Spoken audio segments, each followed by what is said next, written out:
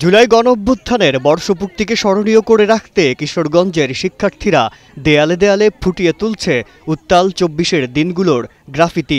রংতুলির প্রতিটি আঁচড়ে জীবন্ত হয়ে উঠছে শহীদ আবু সাঈদের উন্নতশীর মুগ্ধর ছুটে চলা আর অজস্র প্রতিবাদী মুখ। এটি কেবল ছবি আঁকা নয়, বরং হৃদয়ের তুলিতে ইতিহাসের গৌরবোজ্জ্বল অধ্যায়কে নতুন প্রজন্মের কাছে পৌঁছে দেওয়ার শৈল্পিক প্রয়াস। আমি রক্তাক্ত জুলাইয়ের একটি ছবি আঁকবো। 14 জুলাই যে আন্দোলন হয়েছিল সেটা স্মরণে এটা আঁকবো। এখানে আমাদের অনেক শিক্ষার্থী মৃত্যুবরণ করেছিলেন এবং অনেকে আহত হয়েছিলেন। আমরা তাদেরকে সম্মান জানিয়ে তাদের একটি চিত্র তুলে দিই। জুলাই গণঅভ্যুত্থানের বর্ষপূর্তি উপলক্ষে শিক্ষার্থীদের আঁকা এসব গ্রাফিতির ভাষা যেন একই। জাতীয় পতাকা সহ গণঅভ্যুত্থানের বিভিন্ন প্রতিবাদী দৃশ্য তুলির আঁচড়ে ফুটিয়ে তোলা হয়েছে। কিশোরগঞ্জের সবগুলো উপজেলায় জাতীয় কর্মসূচির আওতায় দেয়ালে এভাবেই ফুটিয়ে তোলা হয়েছে নানান প্রতিবাদী দৃশ্য। জুলাই আগস্টকে আমাদের কর্মকাণ্ডে ধারণ করি, সেই স্মৃতি হিসাবে রাখার জন্য জুলাই আগস্টে স্বৈরাচারী সরকার যে আমাদের প্রতি যে তীব্র মনোভাব দেখিয়েছিল, আমাদের প্রতি যে দমন নিপীড়ন করা হয়েছিল, তারই মাধ্যমে আমাদের তরুণ প্রজন্ম জানবে যে স্বৈরাচারী সরকার আমাদেরকে কিভাবে দমন করার চেষ্টা করেছিল। যেসব শিক্ষার্থী কখনো ছবি আঁকেনি, কখনো রাজপথে স্লোগান দেয়নি, তারাই দেয়ালে দেয়ালে গ্রাফিতি অঙ্কন করেছে। তাদের বঞ্চনার প্রকাশ ও বিদ্রোহের ভাষা অনন্য। শিক্ষার্থীদের সাথে যোগ দিয়েছেন বড়রাও। আমাদের সেই ২৪-এর যে গণ অভ্যুত্থান, জুলাইয়ের যে গণ অভ্যুত্থান, তাকে আমাদের সকলকে মনে করিয়ে দিচ্ছে। আমাদের মনে হচ্ছে আমরা সেই ২০২৪ সালের জুলাই মাসে আছি। কাটিয়াদীতে বিভিন্ন শিক্ষা প্রতিষ্ঠানের শিক্ষার্থীরা অংশ নেয়। উপজেলা পরিষদের ভেতরের দেয়ালগুলো রং তুলির আঁচড়ে জীবন্ত হয়ে ওঠে। জাতীয় জীবনের সবচেয়ে গুরুত্বপূর্ণ সময়কে ধারণ করা এসব গ্রাফিতি যেন তুলির আঁচড়ে নয়, হৃদয়ের তুলিতে আঁকা। বান্ডেল থাকলে প্রতি সেনমানিতে টাকা বাঁচবে। বিকাশ সেনমানি বান্ডেল কিনে জিতুন প্রতি লেনদেনে।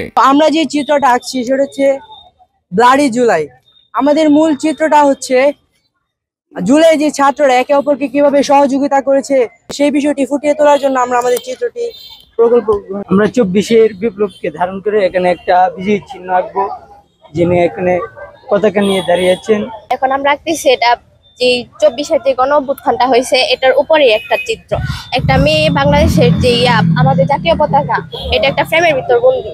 এই ছবিটা নিয়ে বসে আছে আর এই দিকটা আমরা গ্রাফিতিটা করতেছি দেয়ালের মধ্যে। এটাই আমাদের মূল বিষয়। গ্রাফিতির শিল্প মূল্যের চেয়ে নতুন প্রজন্মের অনুভূতির প্রকাশ অনন্য।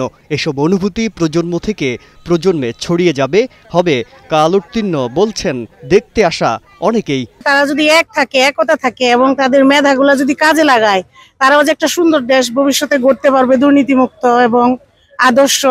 তারা যে দেশের সৈনিক হিসেবে দেশকে এগিয়ে নিয়ে যেতে পারবে, এটাই প্রমাণ করে। এখানে তারা সবাই দলীয়ভাবে ছবি আঁকতে আসছে, এটা নেতৃত্ব দিতে পারবে ভবিষ্যতে। এখান থেকে নেতৃত্ব বের হয়ে আসবে, আর এই ছবিগুলো দেখলে তরুণ প্রজন্মের মাঝে একটা উৎসাহ জাগবে।